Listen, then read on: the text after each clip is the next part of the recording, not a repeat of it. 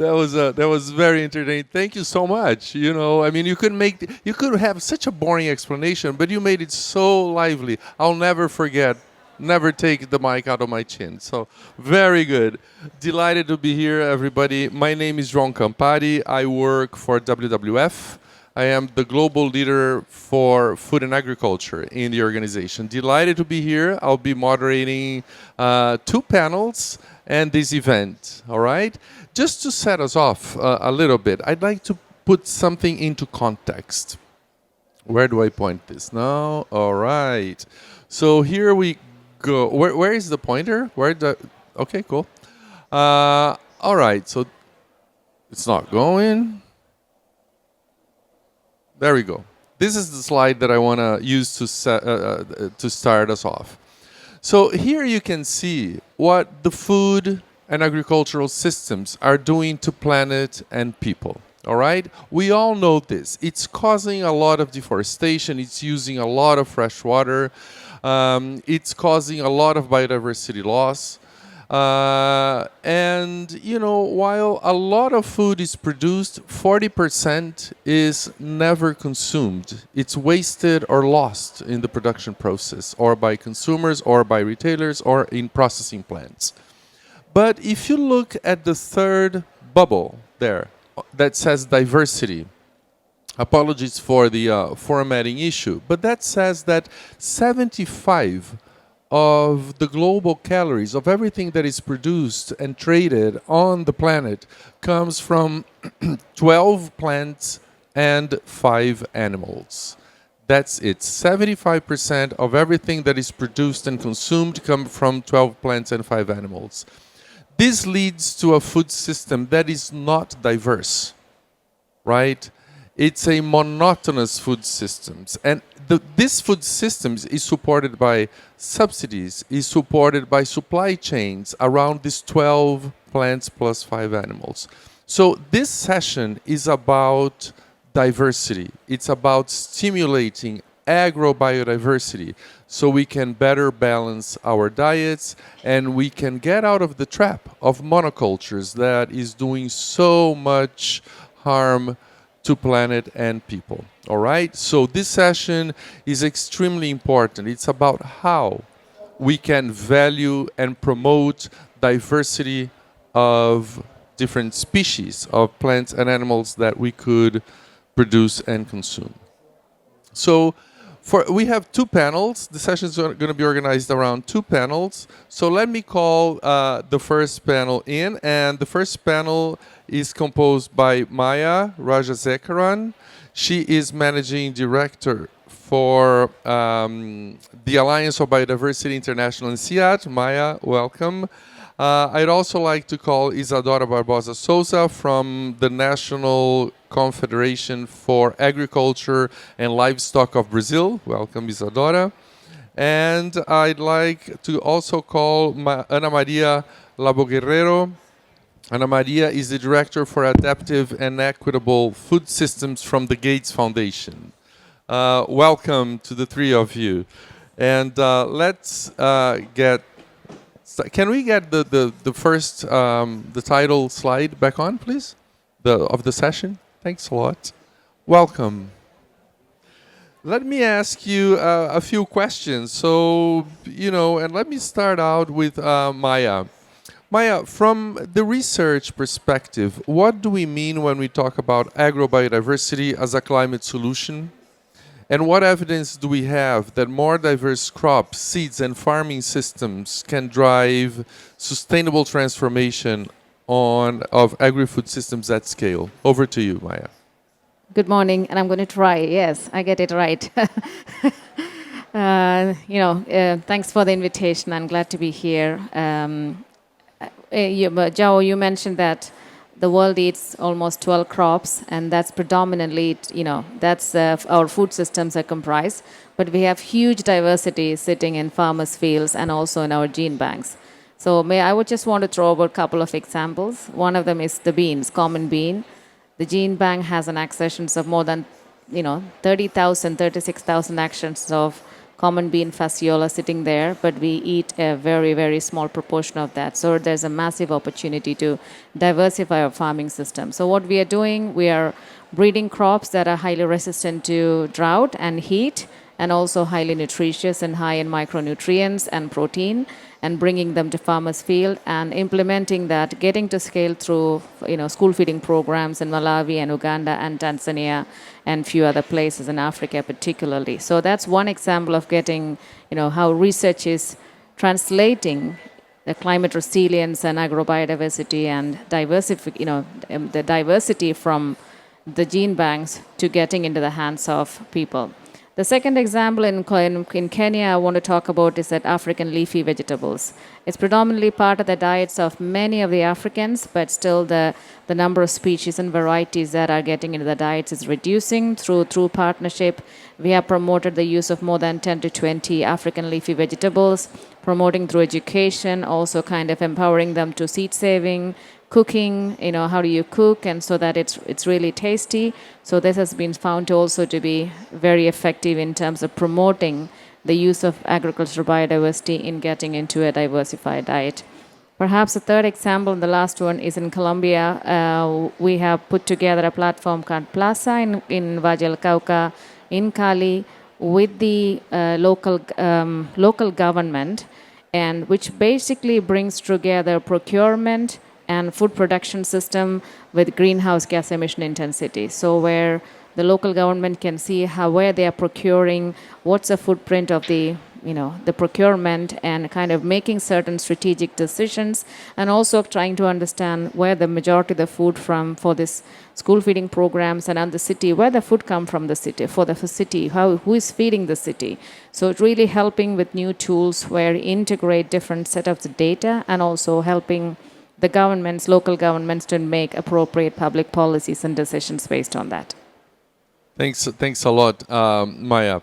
Let me move to Isadora, if I may ask you a second question.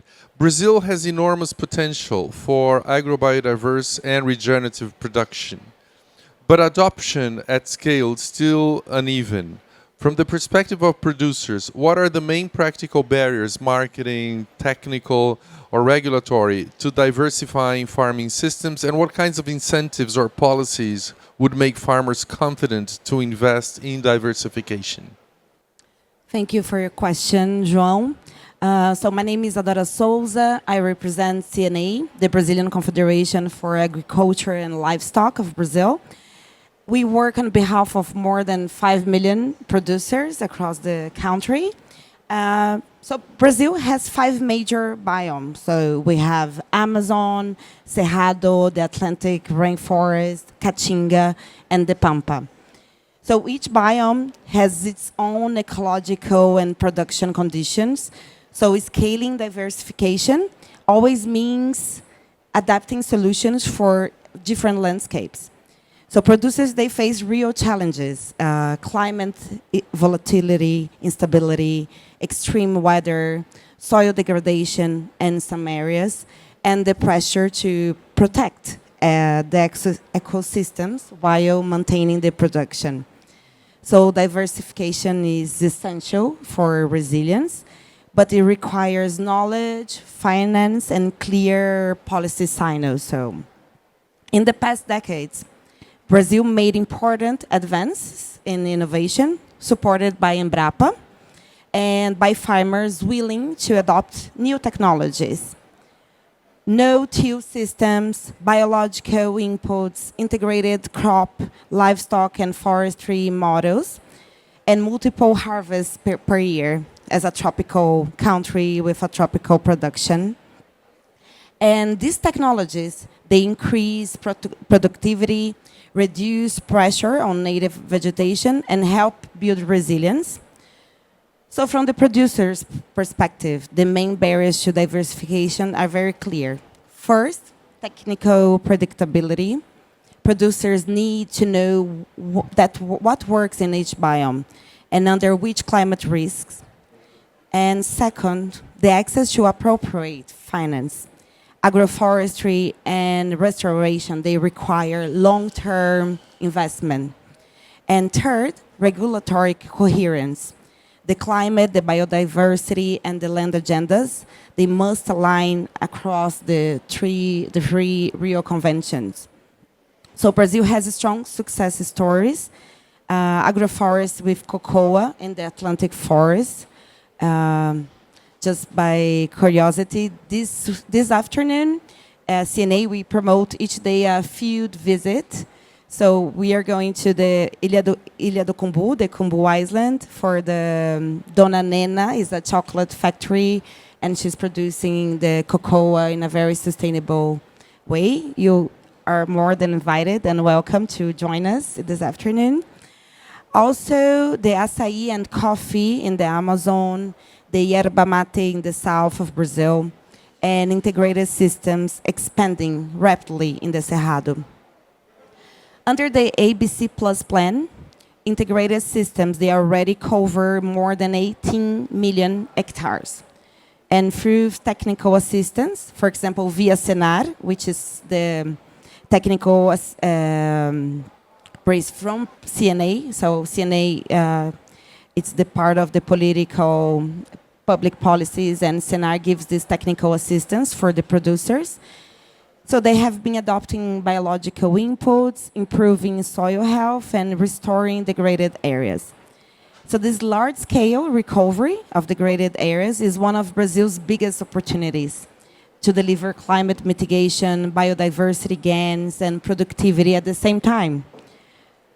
Producers, they diversify when the transition is fair and when incentives reduce risk. So we need more climate and sustainability finance that reaches producers directly, including initiatives like Eco-Invest and funds for restoring degraded lands.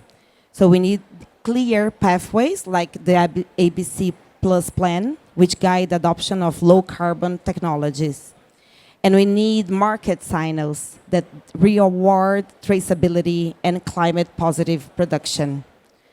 And yesterday, Brazil just launched the RAIZ initiative here at COP30. And RAIZ connects restoration, sustainable production, and community development. And it supports implementation across the three Rio Conventions: climate, biodiversity, and desertification, with producers at the center. So to conclude, diversification is not only an environmental goal, it is a resilience and a livelihood strategy.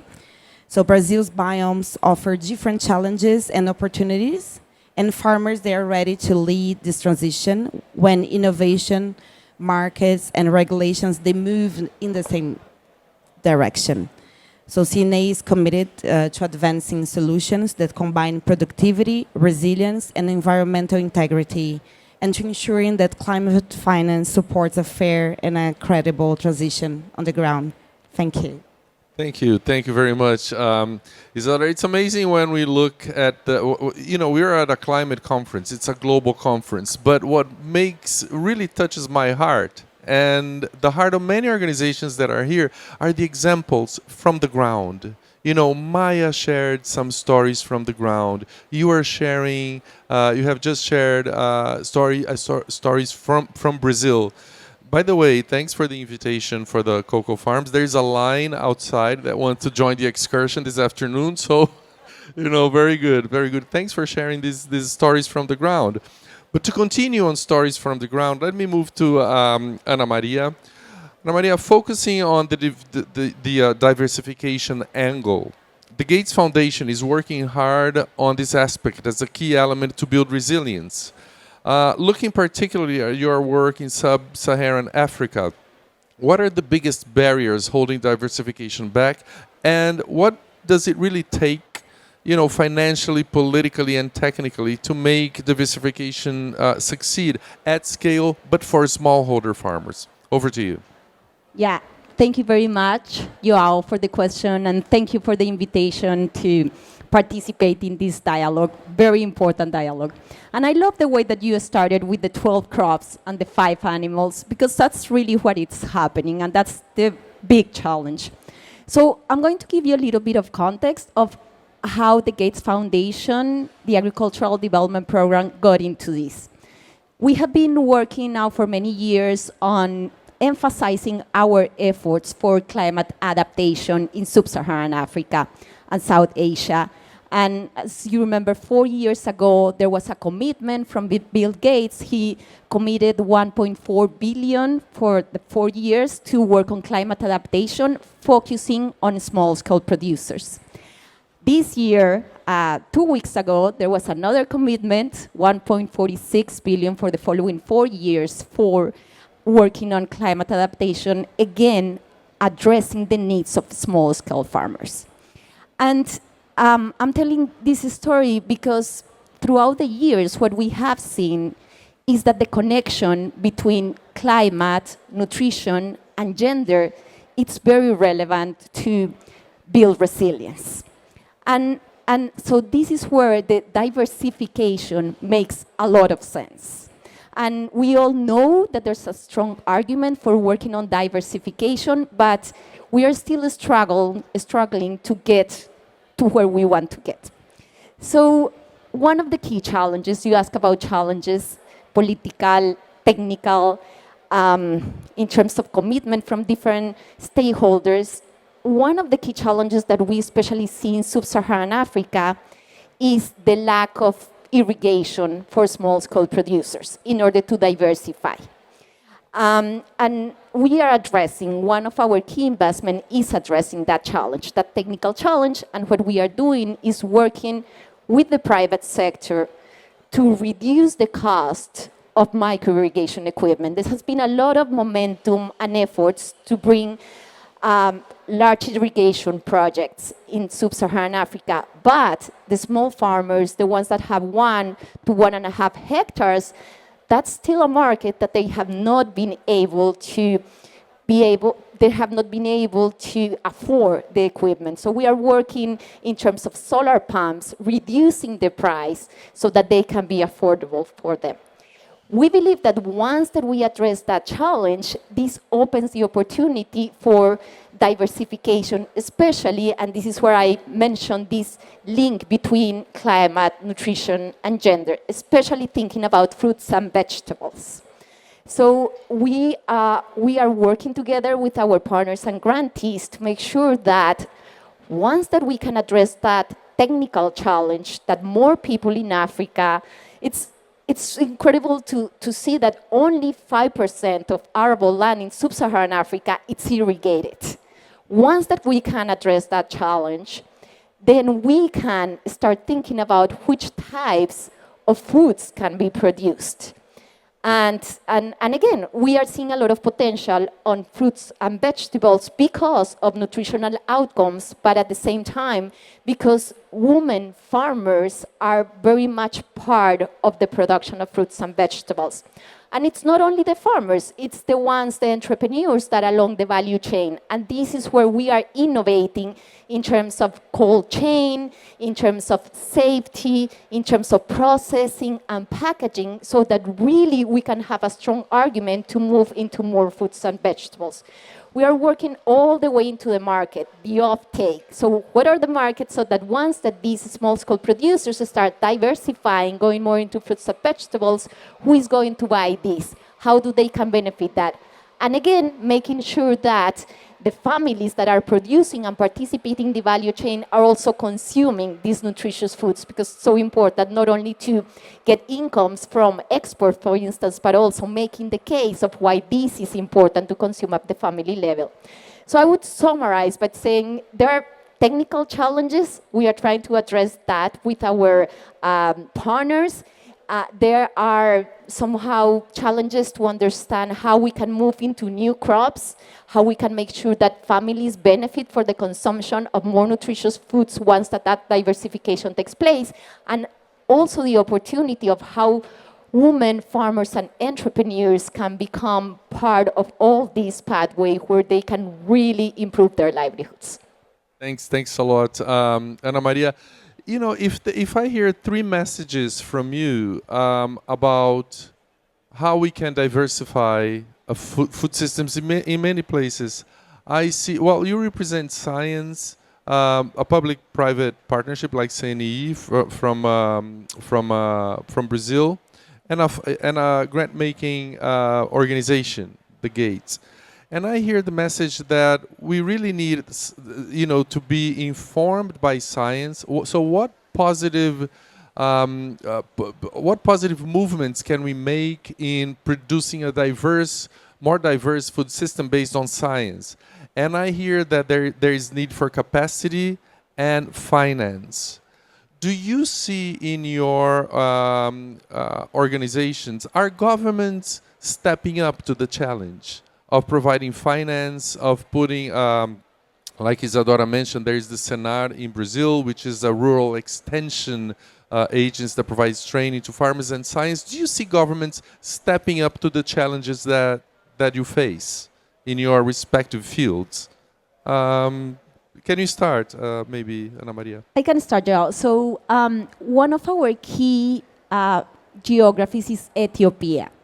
And actually what we are working is in terms of this idea of reducing the cost of solar pumps so that more small-scale producers can access irrigation. But at the same time, we are working with the government. And the government is the one that is convening also the private sector along the lines of this strategy on horticulture. And a lot of commitment. We are working with different research institutions in Ethiopia to address questions that the government still has, but also making the case of the private sector to get in. So in terms of resources, I think that we are in early days, but there's huge commitment in terms of making sure that all these different challenges that we mentioned in terms of the technology, in terms of the finance, in terms of the capacity building, in terms of the inclusivity, are being considered with a very ambitious goal of expanding horticulture in Ethiopia. So I'm very positive about the future of that. Very good. Thanks a lot. How about Maya and Isadora? Isadora, go for it. So, as I mentioned before, this direct access to climate finance, sorry, predictable markets and technical solutions adapted to each biome, this is crucial. When these elements converge, scaling happens. So Embrapa plays a very important role in the innovation, and they work very close to the producers, and it's part of the government. So we have Brazil, like 30 years ago, we were a major importer of food, and now we are the third biggest producer of food in the world, and the first net exporter in the world. So food security also depends on this. We guarantee food for over 1 billion of people. So we need innovation to keep going. We need solutions for adaptation for the climate changes, and so this is, I see we have this close, but we have been doing our role with Senar and CNA, but when we can count on this, for example, agrobiodiversity, and now we are looking forward for this Raiz initiative to also scale up. Thank you. Thanks, Isadora. Maya? I'm very positive, but I think in a very changed context, it's like, governments are really thinking about how they should really support their countries in terms of bringing self-sufficiency in terms of food security. So the diversification is not just a strategy for any longer for resilience or environmental aspect. It is really all about food security too. And, we are seeing as the Science for Impact Organization, the Alliance of Biodiversity and SEAT, we are seeing examples where we provide technical support and bringing our science to when governments are really discussing, grants and loans with the Green Climate Fund, blended finance opportunities so we are increasingly seeing opportunities where we bring our science and evidence to make the case for governments to actually access some of this finance, let it be public or private or it be blended finance. So I'm very hopeful about that, and I think that is definitely the future, and in a very, very changed context, and I think there's more and more realization about it. And even in this COP in the last couple of days, we have increasingly significantly talked about this topic, and governments have an incredibly important role in making that happen. And It's country-led, and science has a role to play in that, and grants also has a role to play in that. And so I think, from a Gates Foundation, it's not always the loan money, it's the grant money also has an incredibly important role in supporting the science to move forward. So very hopeful in that perspective. Awesome. Thank you so much, Maya. Any questions that anyone might have for this really amazing panel here? All right. Thank you very, very much for your contributions. We'll know that the dialogue will continue. So may I ask you to take your seats, and we'll move forward with the program. I would like to invite to the second panel Karen Ross. She is the Secretary of the California Department of Food and Agriculture. Welcome, Karen. And Imelda Kanzomba, the Principal Agriculture Officer, Ministry of Agriculture, Animal Industry and Fisheries of Uganda. Okay, so it's going to be the two of you. Yes, the three of us. Yeah, please. No, yeah, I could. No, it's better here because I have all the. For the sake of gender balance, I'll join the panel. So let's do it. Thanks, Imelda. All right. This is an amazing panel of women, huh? Two panels of women. You see, there we go. Congrats to the organizers for doing this. I have two questions to both of you, and then you can expand on the perspectives of your respective countries and the contexts that you manage. So. What is the approach of your government to encourage diversity on farm? So, Imelda, may I start with you? Okay, thank you so much. Uganda is one of the countries with the wealth of a lot of diversity, and it's ranked about the top 10 with a lot of diversity. So, in Uganda, agriculture has been earmarked as one of the sectors that can respond to biodiversity. Given the wealth of the genetic resources in terms of food crops, livestock, and trees, a lot of diversity is saved. We have, however, before I go to that, we have a lot of drivers to biodiversity loss. In Uganda, agriculture is one of the causes of biodiversity loss. Uganda has the most high increasing population and the highest youth population so far in the world. So with that, we need a lot of food. And as we need a lot of food, a lot of protected areas, forests and wetlands have been converted into agricultural land, and hence loss of a lot of biodiversity. We also have climate change, which has also caused a lot of loss of biodiversity. And in Uganda, over 90% of the population is living on a lot of biomass for energy. So those are some of the biodiversity losses, causes of biodiversity loss. But we have seen, as the Minister of Agriculture, we have seen that we can respond to that biodiversity loss through the diverse and the wealth of genetic resources, both in crop and livestock, and also trees, whereby where the trees help us as habitats for the biodiversity, but also we use the products, the wood-based products, and then food and medicine. We have also worked with partners like FAO in trying to see that we improve biodiversity through farmer field schools, which we use. It's an approach we use for training farmers and trying to teach them practices that can help to conserve biodiversity. Some of those practices include climate smart agriculture, agroecology, and other nature-based solutions to see that biodiversity is conserved. The government has gone ahead also to protect the areas for biodiversity, especially the forests and the wetlands. Those are government owned, but there is a lot of biodiversity loss on private owned forests. But also the government is doing a lot to make sure that these people are trained and taken through that with a lot of biodiversity loss, we have a problem of climate resilience and also productivity of the soils decreases.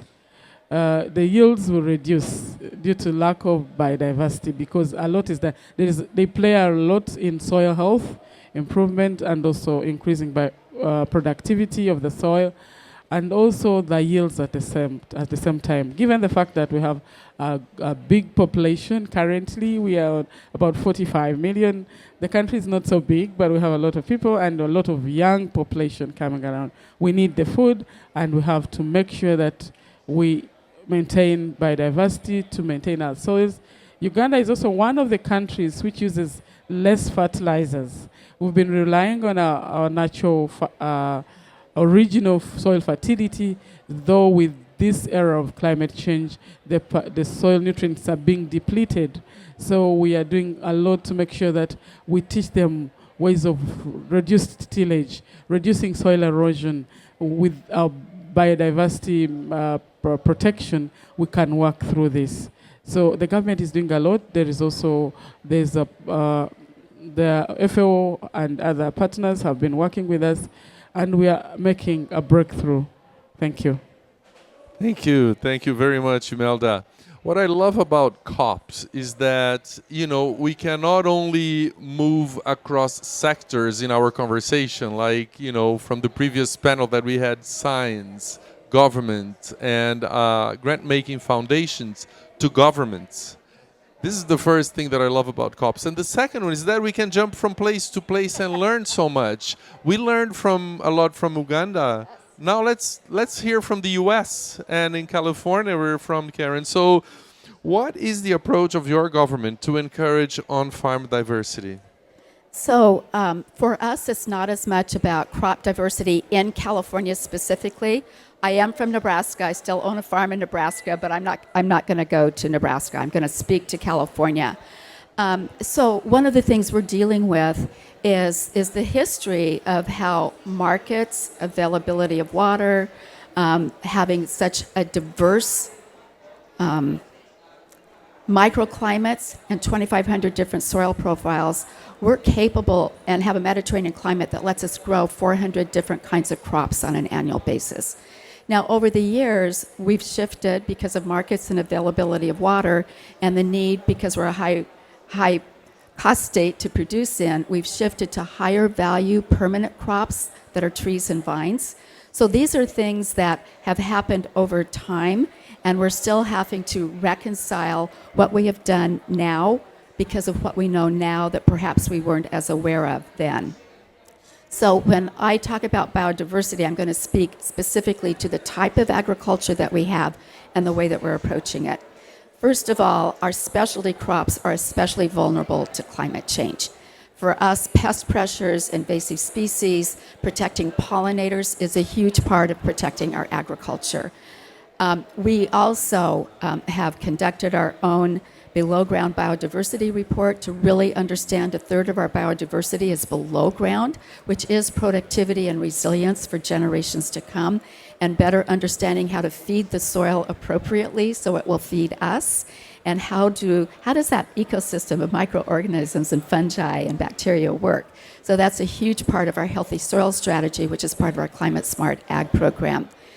We have taken an approach in our climate actions for agriculture specifically, voluntary practices supported by technical assistance, which is a huge part of reaching every farmer regardless of size, the first language that they speak, or what they're farming. Technical assistance investments are critically important to success.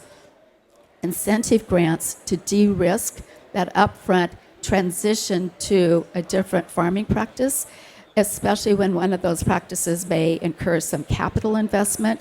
This is a way of de-risking that and proving that this is something that will work.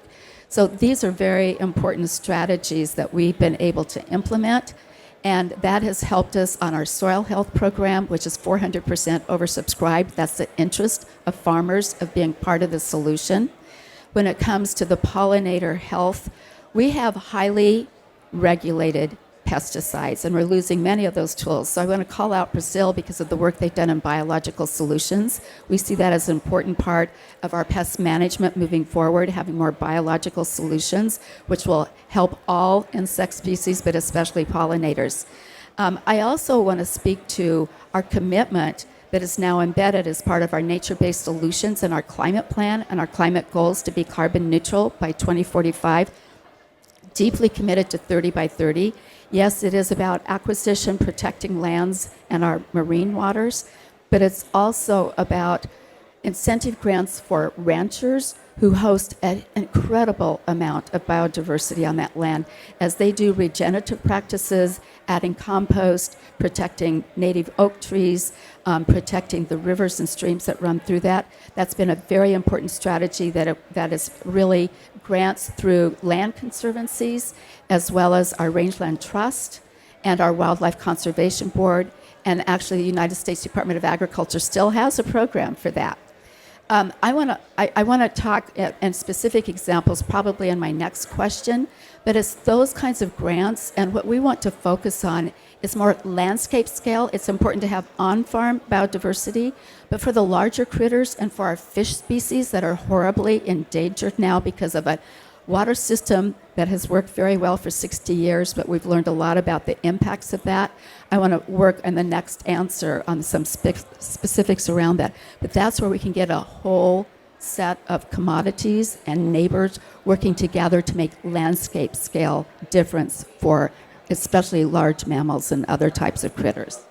Awesome. Thank you, Karen. I love that you mentioned landscape scale interventions because sometimes, when we talk about agriculture and production, we tend to think about farms doing something and farmers, but, farms and farmers operate in a context. And for us at WWF, landscape scale approaches are the way to go, right? We need to develop and plan the landscapes so that they can be developed in a way that makes sense for planet, the place itself and its people. So, thanks for bringing that up.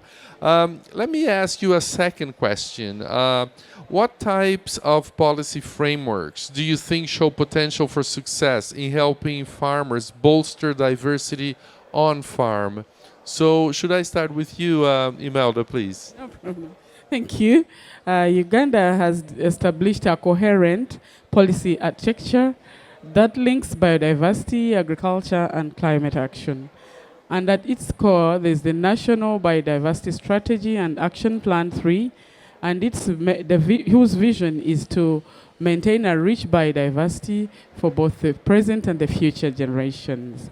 And that one has 7 strategic objectives, and these range from strengthening coordination and research to reducing negative impacts and promoting sustainable use, providing a clear pathway for embedding biodiversity within production systems. The goal of enhancing conservation, sustainable use, and equitable benefit sharing aligns closely with the cultural sector's priorities for inclusive rural transformation.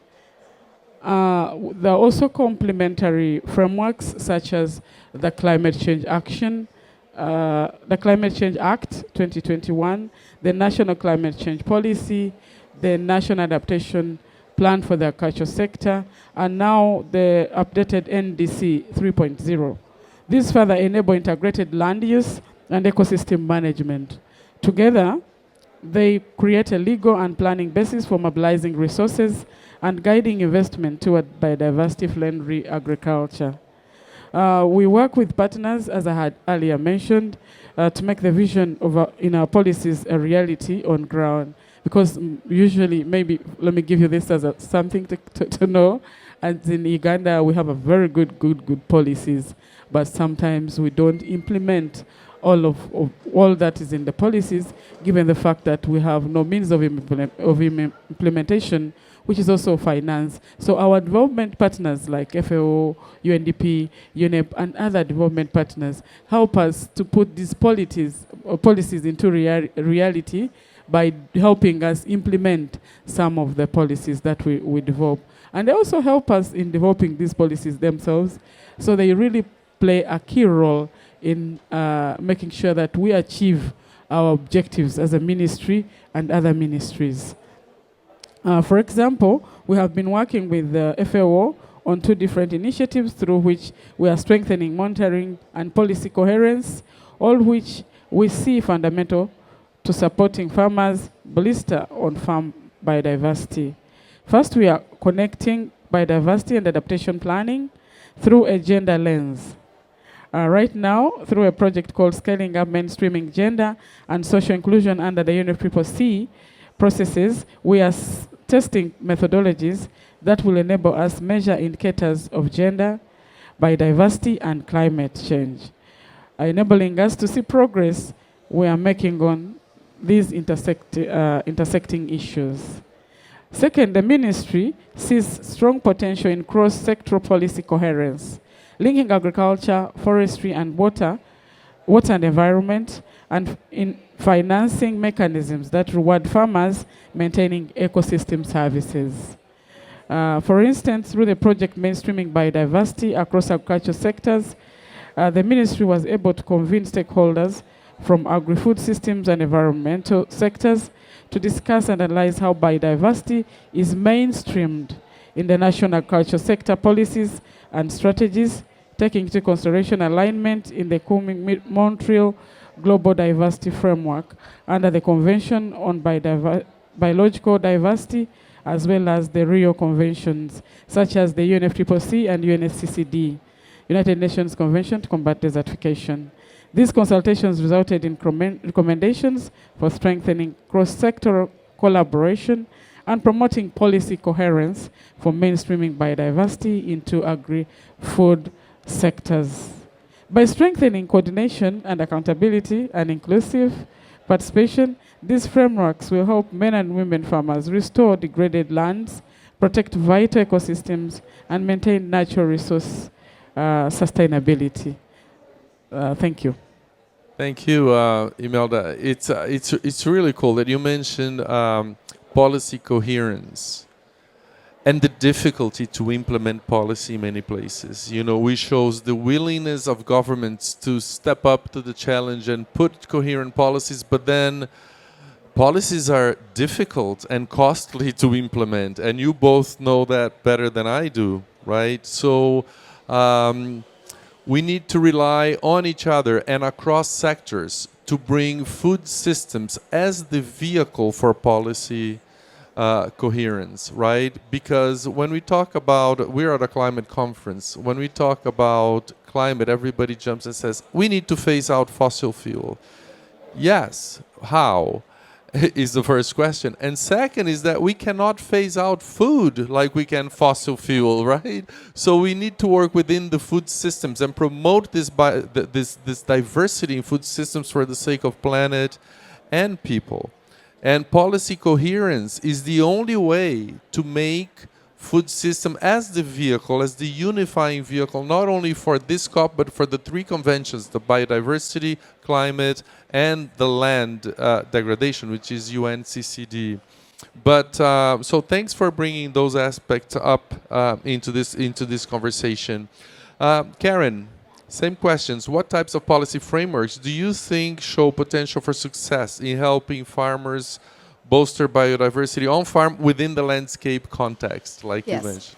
Yes, so I think embedding our natural-based solutions into our climate plan and our goals for agriculture specifically, it's 3.1 million acres that we want to have under healthy soils and or organic practices by the year 2045. That's a big jump each year and will require significant investment.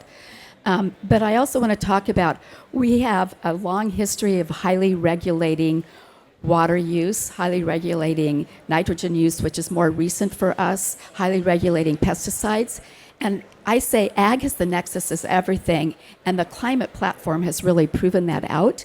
And so we're trying to take a much more integrated approach to think how all these things are working together and how it's just some adjustments might make it create even more of an impact and the outcomes that we're looking for.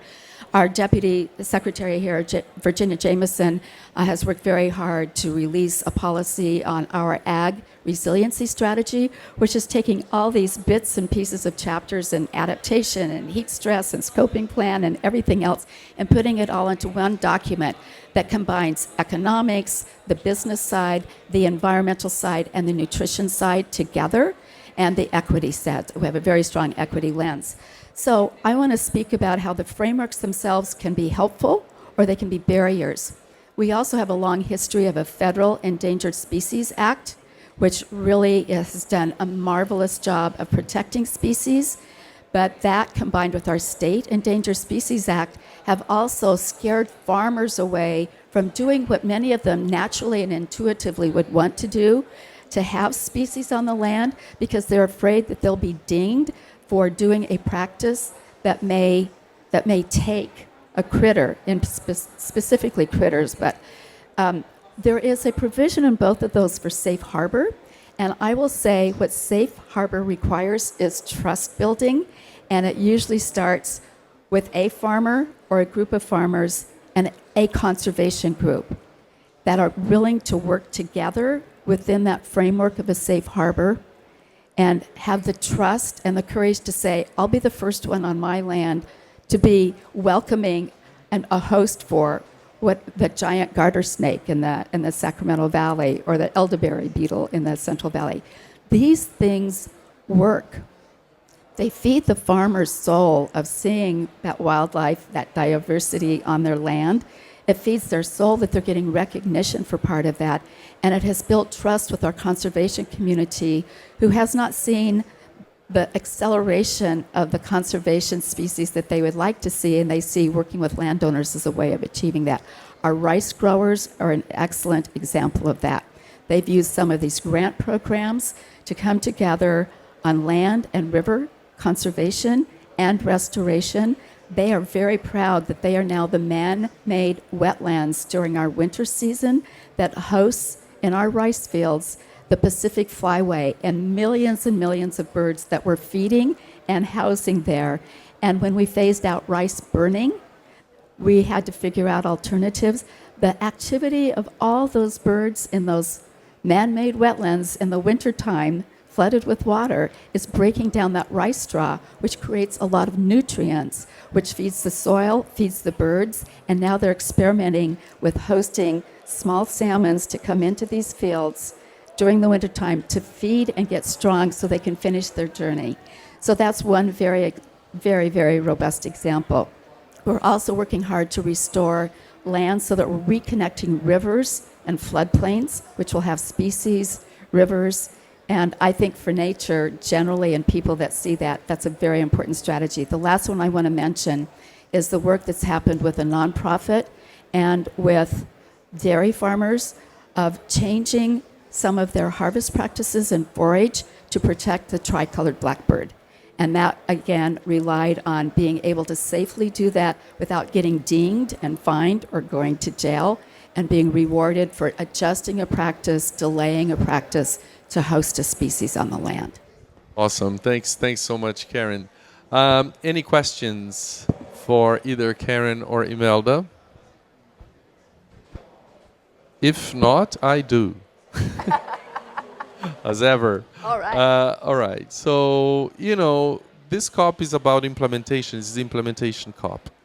And we have somewhere in the blue zone negotiators negotiating the text for COP. So what would be your one call to action to those negotiators? If you had the opportunity to be in the room, what would be the one ask of them so that we can have improved food systems based on resilience and on agrobiodiversity? I'm going to ask the two of you and the three from the last panel as well to close us off. Imelda, why don't you start? What would you tell the negotiators? You're standing in front of them and you have the one opportunity to ask them to do something for you and for nature. Okay, and fortunately, I'm one of the negotiators for agriculture, and I'll give you according to what we were, because I was in the negotiation room. Now, for me, I would tell them and you that we are in the negotiation room for agriculture. We are, one of the things that we are pushing for is holistic and systemic approaches to climate action. And these are the same approaches that are going to prevent biodiversity loss and increase food production and productivity for our soils. So that's the one sentence I would give, because that's what we are fighting for in that negotiation room for agriculture, holistic and systemic approaches to climate action in a bid to increase food production and productivity, also conserving biodiversity, and also for the future, because for us in the agriculture negotiation room, we negotiate under the G77 and China against our colleagues from the developed countries. And for us, most of us who are from G77 and China, our economies are agricultural based. And as I told you in my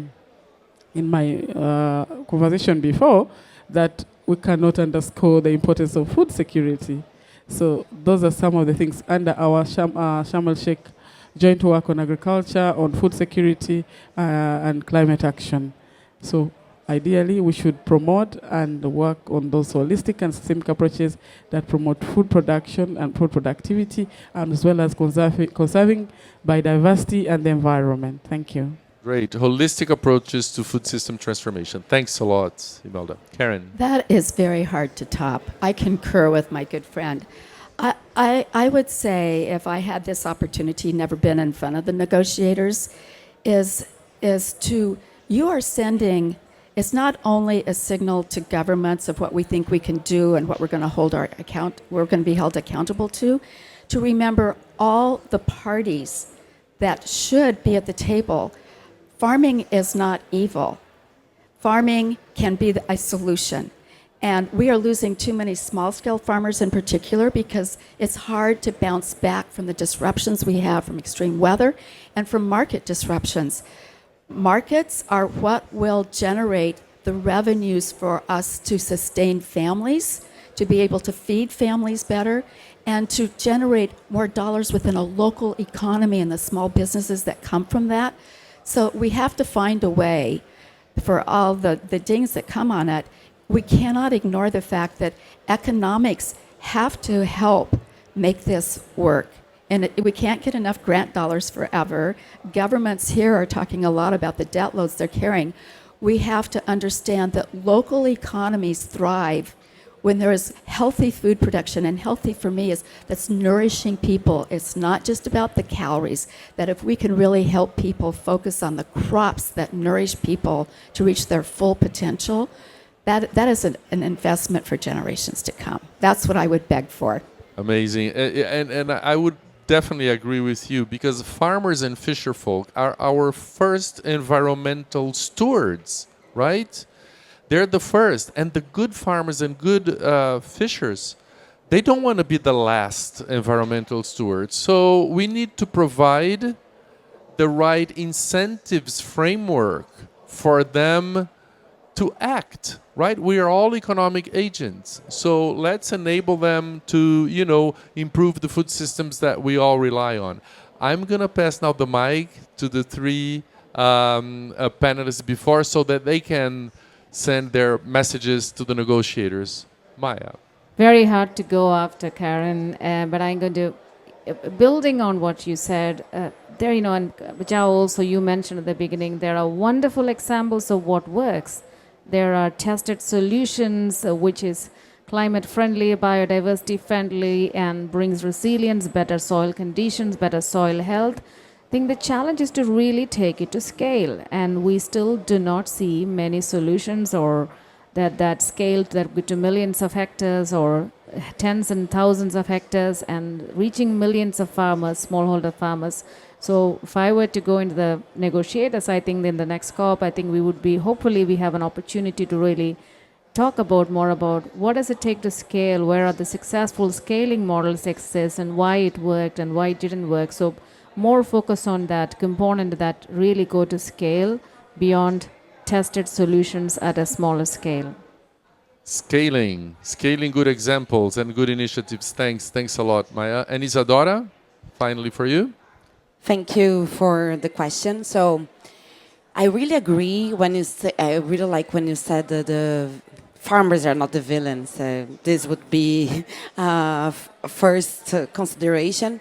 For example, in Brazil, we have a forest code, and 66% of our territory is native vegetation, and half of it it's inside the farmer in the farm. So we have a huge protection for the environment.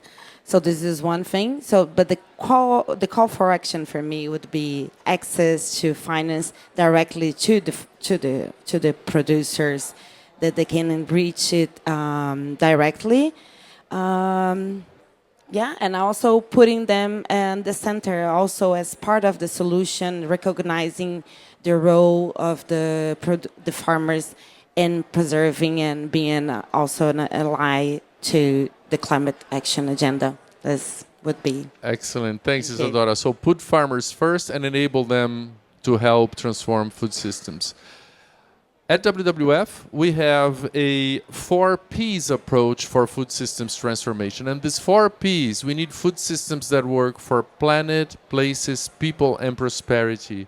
For planet, we need to unify the agenda of the 3 UN conventions. We cannot afford to send messages to the climate agenda UNFCCC and then go to CBD and do the same, and then go to UNCCD and do something else. We need a unified agenda for the UN, for the 3 UN conventions that deal with climate, nature, and sustainability.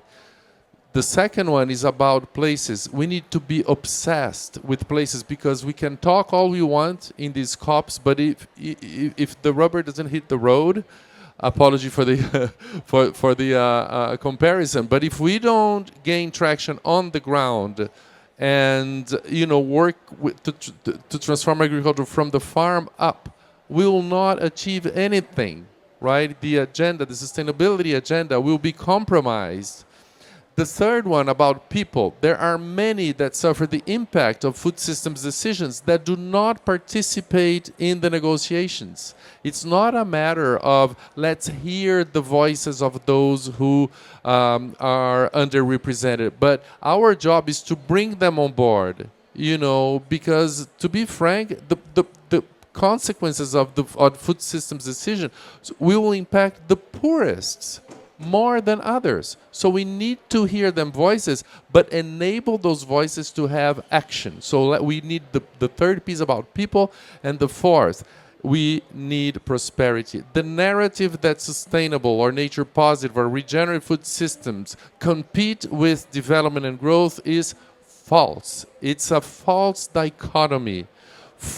Improved food systems, nature-positive food systems, is the only way to achieve long-term prosperity, to improve livelihoods, to improve economies, and to make this planet a place that we can live in alongside all the species that we've been discussing, so that we can get out of this 12 plant plus 5 animals trap that responds to 75% of our calories today. Look, thank you so much. This was an enlightening discussion across sectors, across countries. It was very enriching. Thank you for the fantastic women that collaborated to this panel. I appreciate it. Oh, thank you so much.